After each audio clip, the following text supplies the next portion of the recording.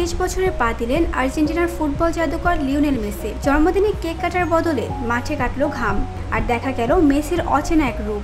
মাত্র ১৬তম মিনিটেই গোল। উরুগুয়ের তারকা লুইস সুয়ারেজের পাশ থেকে বল পেয়ে মায়ামিকে এগিয়ে দেন তাদেও আলেন্দে।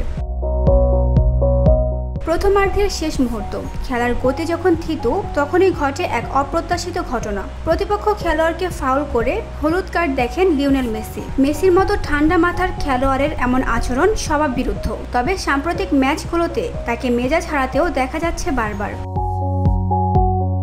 দ্বিতীয়ার্ধে মায়ামি আরও এক ধাপ এগিয়ে যায়। লুইস সুয়ারেজের গোলে স্কোরবোর্ডে ২-০, কিন্তু জয় নিশ্চিত ভেবে ৭৩ মিনিটে কোচ সুয়ারেজকে তুলে নেন, আর সেখানেই যেন ঘটতে শুরু করে ট্র্যাজেডির সূচনা। ৭ মিনিট পর পালমেইরাসের পলেনহো আর তারও ৭ মিনিট পরে মাউরিসিও দুটি দুর্দান্ত গোল করে মায়ামিকে স্তব্ধ করে দেয়।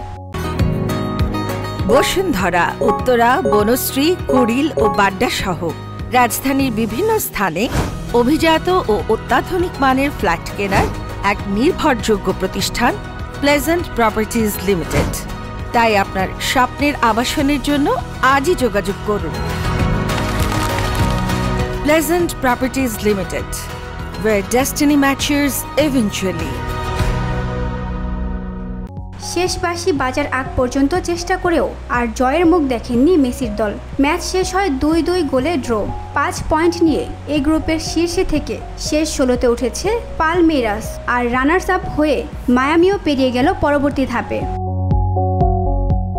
VOD Bangla news desk.